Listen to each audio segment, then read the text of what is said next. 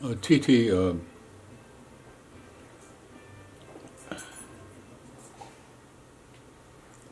I, I spend almost all my time, other than taking care of Ginger, I spend almost all my time writing articles for my webpage or writing to students online that I'm teaching, and I wrote the essay that's up there tomorrow about you and your email to me and my email back to you about you going to a private school. And while I can write fairly well, I would rather do this one-on-one with you.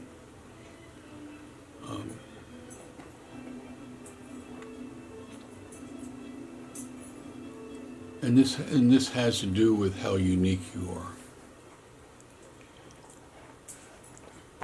Just over 4 years ago, on my winter break, your mother had to pick up some papers at your home about where I was going to go the next time, next place when I get a next tour guide, whatever. And then she said, "Oh, by the way, my daughter Titi is home, and you'd like to meet her." I mean, I told you this a million times. I walked into your living room, your old house, and here's this 9-year-old girl saying, "Hi, my name is Titi. Do you want to play some games?"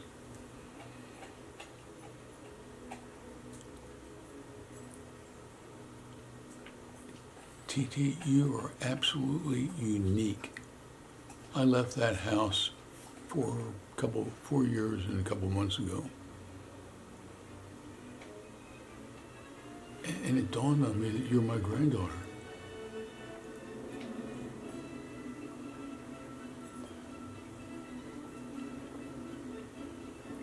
What's interesting to me is that had it not been for meeting you in your old home near Inlay Lake, had it not been for that, I would have remembered your mom as a nice tour guide. She's really a sweet lady. But the thing that captured me was you. And I've tried to tell you this in various ways, and I just simply want you to listen and watch this video. I've told you about Dancing with Death and how that woke me up to life. And I told you about how my parents moved from a halfway decent school system when I was in 5th and 6th grade to Mount Lebanon, which was a couple hundred miles away from where we used to live.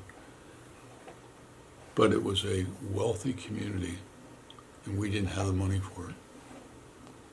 And it was the 19th best school system in the entire American country. I mean, it was 19th best school system in all of America. And that had a profound negative effect upon me. I learned 2 things at Mount Lebanon. One was I was dumb, and 2, I was poor. And that explains a lot of who I am today, because halfway through my life, it dawned on me that I made a mistake. Being dumb or average in the 19th best school system in the country did not mean that I was dumb.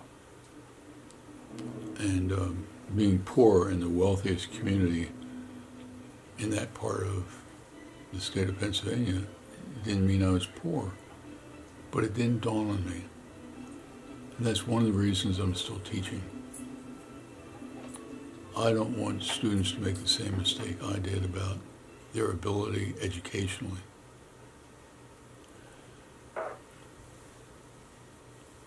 And when I read your email to me about how you're studying now for your exam, or the entrance exam, I don't know what it's called,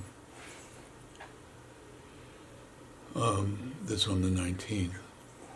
You said you're studying now and your parents are helping you.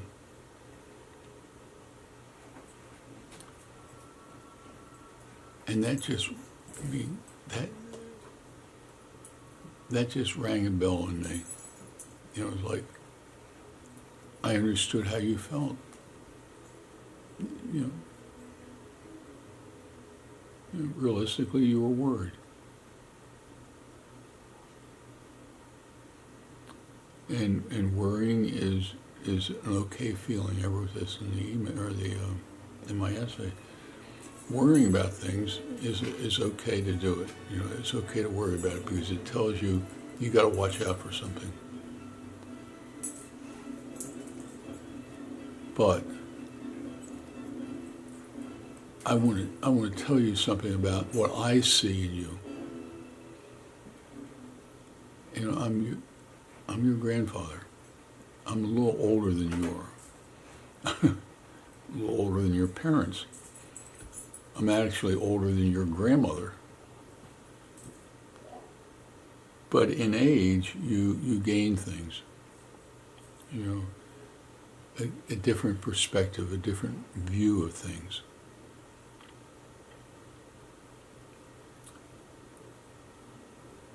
And I want you to see in my face what I see in you.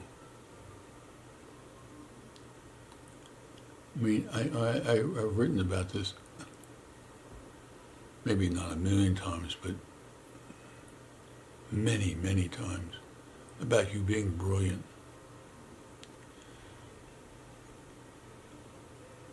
I mean, I have taught for 20 years. I've gone to school for almost that many years of college, high school, or college, graduate school, and postgraduate school. I've been in the academic world for most of my life. And you are extremely bright. And I've said it, I've written about this also.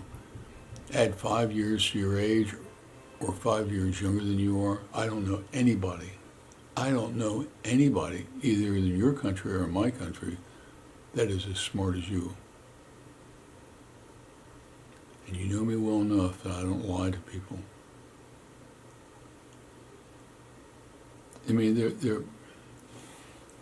there's things about you that, you know, I got a million things floating in my mind. One is that you're brilliant. You're smart. You're caring. Ginger's going to interrupt us. Please go sit down. Okay, now look, get up here. Say hello to TT. Come on, up here. Up. Say hello, TT. No. Look at the camera. Say hi, TT. Okay, now. Sit down. Now go over and sit down. I'm talking. Go, please. Go sit. Thank you, Ginger. Sit down. Good dog.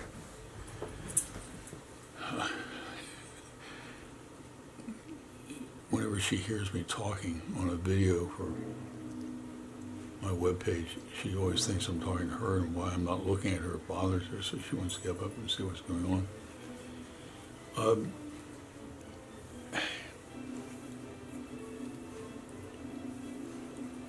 One is that you're smart. The second thing is that you're extremely caring. And I've written about this also. I've talked to your mother about this. I mean, and I think the department store, what we call a department store in America, I think it was called Ocean or Oceans in Tangier. We were there. That's where we had their little argument about you buying something and you say, no, you pick it out for me to pick it out for you. And I said, I'm not going to pick out girls' clothing. I wouldn't do that. I would never pick out. But you taught me a lesson there about listening to you.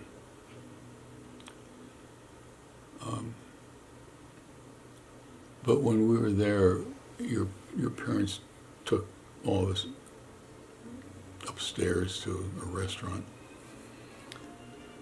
And you know, I watched you.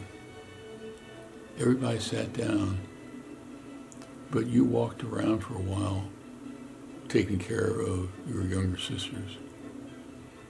You are so much like your mother.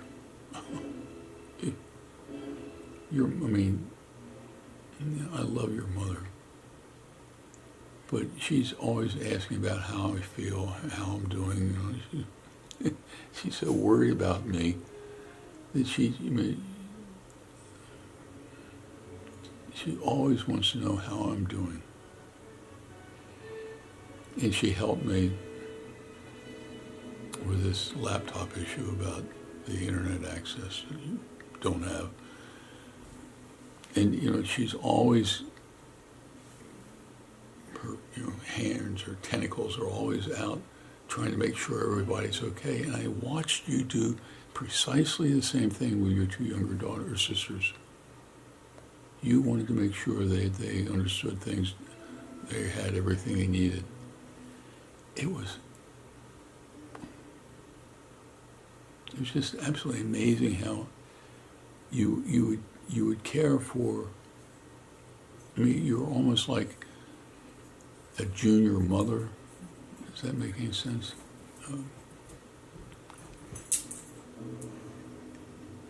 And I think about the things that, we're talking about talent. You're caring and all that, and you're smart and all that. But you write poetry.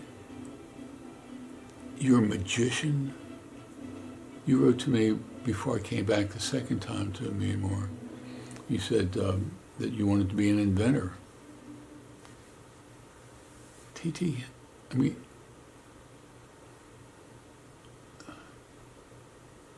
you understand that whatever you want to do, I would bet on your success? I wouldn't question it. Whatever you want to do. The critically important thing is that you choose to do something that you want to do. I'm just thinking, this is rambling. I should have written this out because this is going to go from one place to another and back again. But one of the things that impressed me about you, and one of the reasons that you're on my webpage, the TT, the tour guide, is because it was that one day, the week that I was with your family. The first time I came to Myanmar, I was with your mother every day. Or in a week that I was up in Inlet Lake. The second time I was with your dad every day, except for one day. And that day, you and your mother went. In fact, and this is the thing, this is one of the things that I really adore about you, that I think is great about you. Your mother gets paid to be my tour guide by the company that she works for, and then the American company that hires. And I got in the car, and guess who's there? You.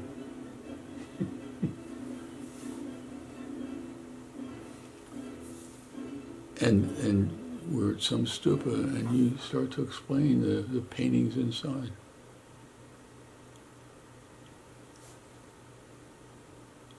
It absolutely amazed me how well you could stand on your own and be a guide, a tour guide.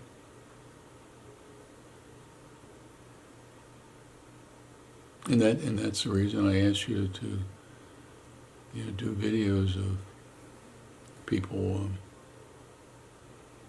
or places that people would like to see, Americans would like to see in your country.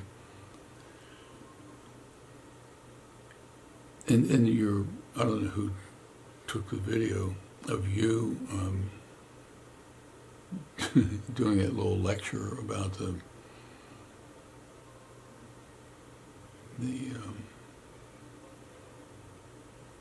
at your school.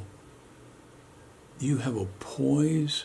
You can stand up in front of a camera and just. In the video that I have, I think your mother took that video. of you. I mean, I think that she was out in one of those boats, and there was a guy behind her, or behind you, who was a fisherman, and you were explaining about Inlay Lake.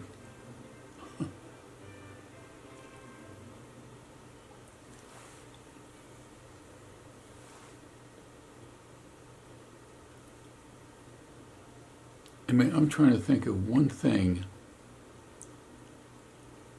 that you don't do well at.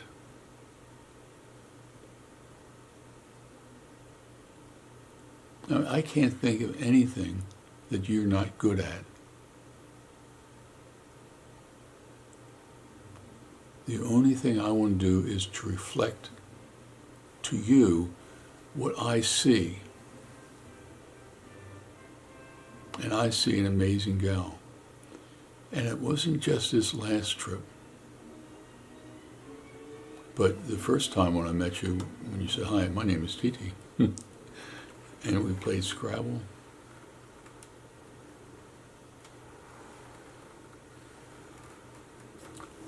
You are 9 years old. And you could beat me at my game, in my language, in your country. As a 9-year-old, and I was in my early 70s. Do you understand that some kid beat some old guy at his game in his language? TT, you're amazing.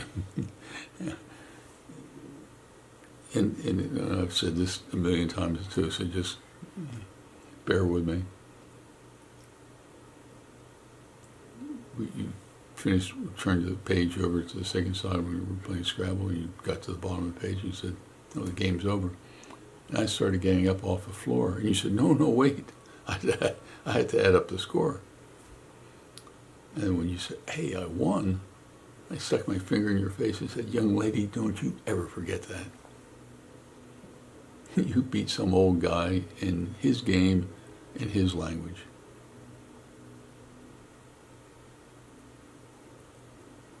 You and I and your family laugh about that episode, but it's the truth, and it's more than just something cute and funny. You're an amazing young lady, and what's critically important for you to do is to realize that, to really kind of let it sink in. I mean, I can't think of anybody that was 9 years old. I can't think of kids that were your age now that had I met them in their home, they'd say, you know, to play some game. One is you won, and two, you could compete with a grandparent. And so what I want you,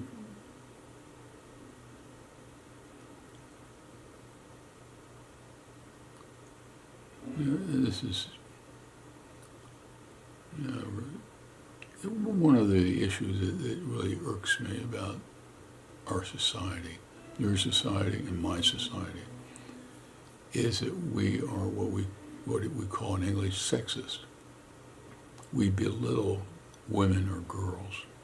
They're not capable of, and then we list what they can't do well.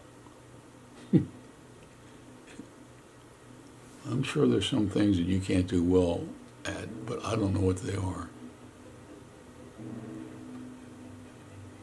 You know, we can play games and enjoy it. We can go on tours, which you or your mother or your father are conducting a tour, and you will make comments about things that you saw.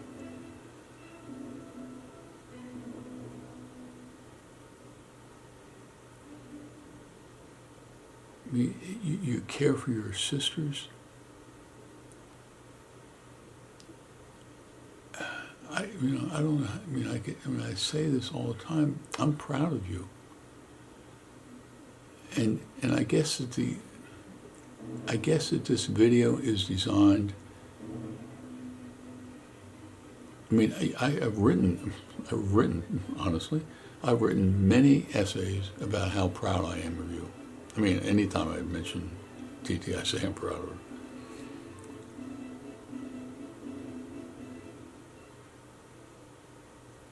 But instead of writing it, I want you to see it in my face. I don't know anybody your age or 5 years older or 5 years younger that is more talented than you.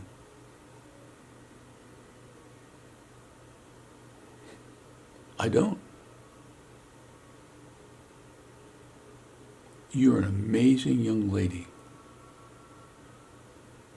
You're smart, you're caring, you're loving, you're pretty, you're fun to be with. I mean,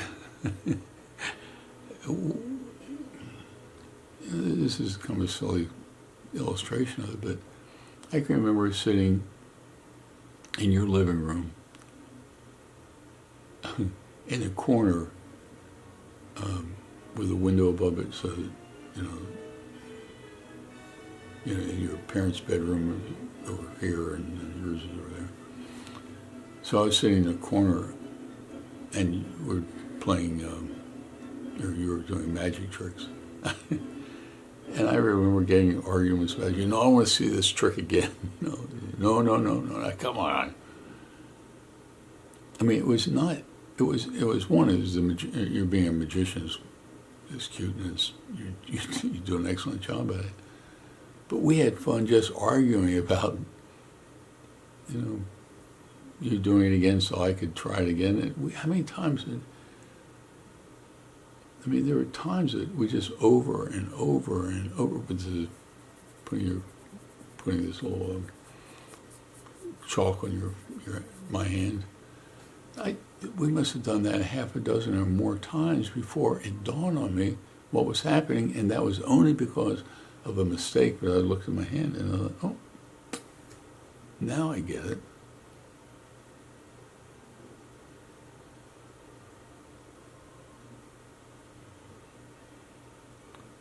You're 13 years old.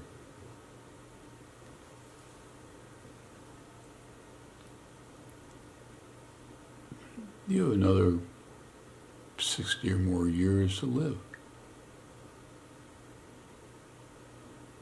In those 60 years, don't you ever fear that you can't do something. Go out and do it. Now, to be honest with you, you're not going to succeed every time you try to do something. You'll stumble and fall just like everybody else does. And then what you're going to do is pick yourself up, figure out where you made the mistake, and go succeed again. I would bet any amount of money on your success.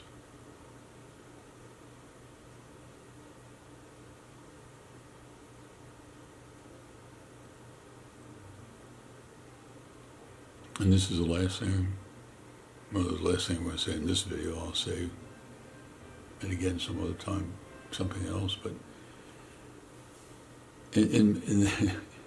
remember when this is before I came back the second time, you said you were writing poetry and you wanted me to finish a poem that you wrote about us. And I said, I ain't going to do that. You write your poem about me and I'll write my poem about you or us.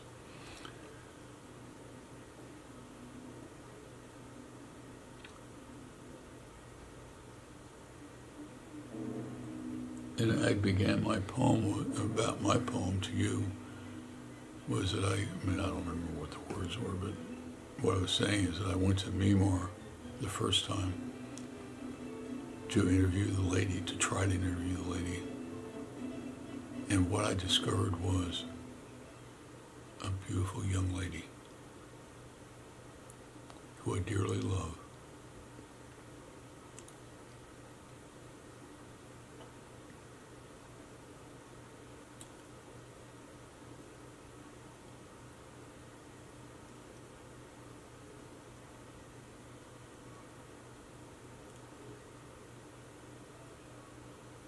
And I'm proud of you.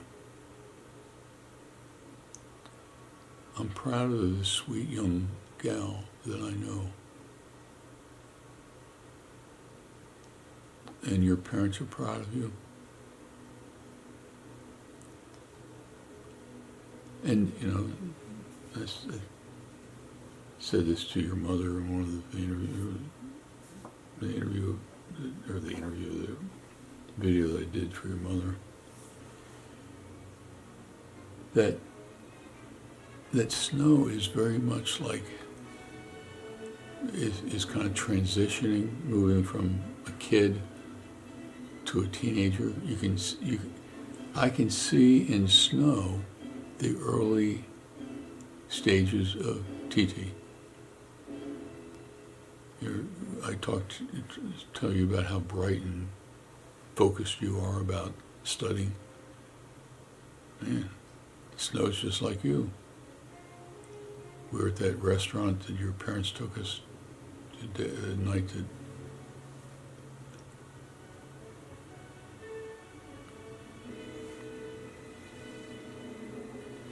my last night there. And she was, we were waiting for our food or whatever. I don't know what we're doing. We were just sitting there. But there was a TV up on the wall, and Snow was watching. And I don't even think the sound was up. It was just a picture. And I did this in front of her, and she didn't respond. She was fixated on watching whatever she was watching.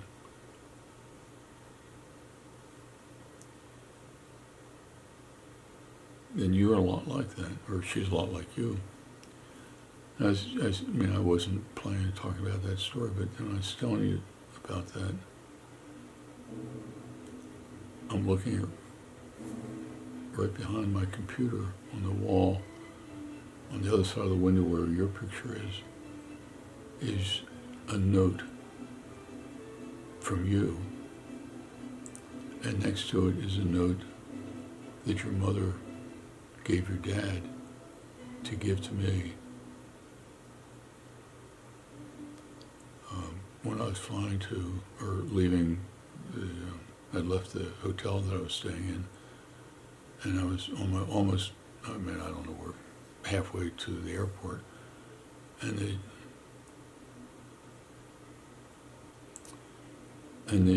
the driver didn't say very much to me. I mean, nice guy, but he had a job to do, take me from one place to another and drop me off and go do something else. And then halfway from the hotel to the airport, he pulls off the side of the road, and I'm like, what's wrong with him? And I looked up, and the window was going down next to me on the right-hand side of the car in the back seat. And who do I see? Your dad, with a note that I gave you, the envelope, and a note to your parents. And your dad leaned in, opened the note up and said, you left your memory stick in TT's computer. And he put it back in, gave me the note that I told you not to give to them until the next day after I left the hotel. Apparently your mother wanted to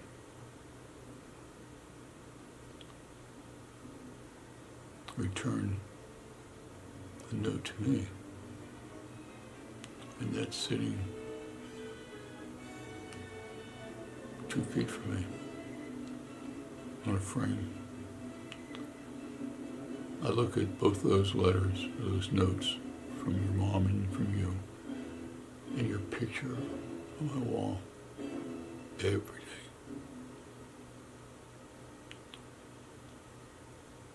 TT, you're responsible for changing me. I'm happy who I am. Apparently I talked too long and the camera shut off, so I'll start where I left off.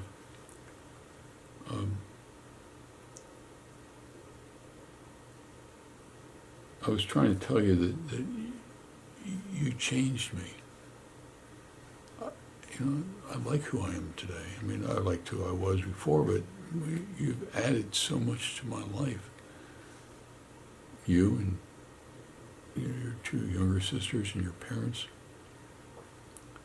But it all centered on you. 4 years ago, playing Scrabble. I'm a lucky man today because some 9-year-old kid wanted to play Scrabble with me. And because of that one game that lasted 45 minutes max, because of that one game, my life has changed. And I don't know whether you get that. I mean, I don't know whether anybody gets it. I don't fully understand why the change took place within me. I am far more involved in life than I would have been had it not been for you.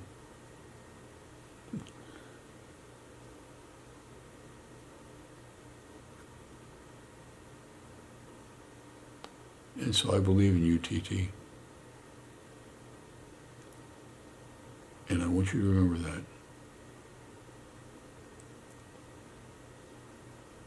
I want you to believe in yourself as much as I believe in you. You're not going to succeed at everything you ever try in the rest of your life. You're going to fail once, twice, you'll fail many times. But I know one thing about you. If you don't succeed the first time, you'll go back and try again. And that time you will succeed. You're a gifted young lady.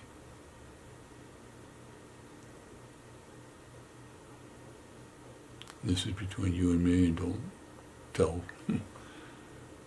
the lady.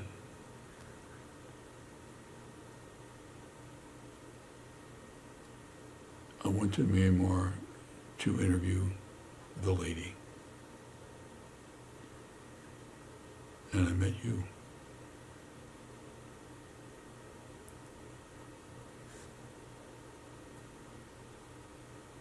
Which of those is more important to me?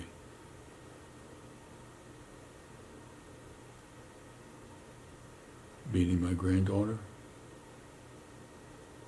or talking to the lady?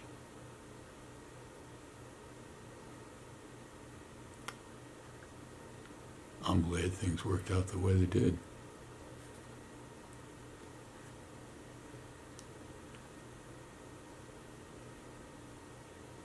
And very much like the lady has helped your country, you also will help yours.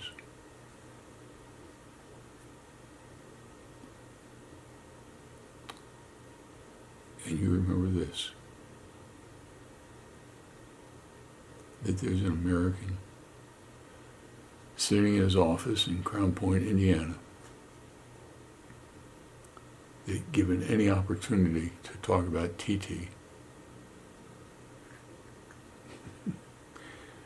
I will tell every story I can remember about you to anybody willing to listen. You're a great young lady, and I'm proud of you. Don't you ever forget that.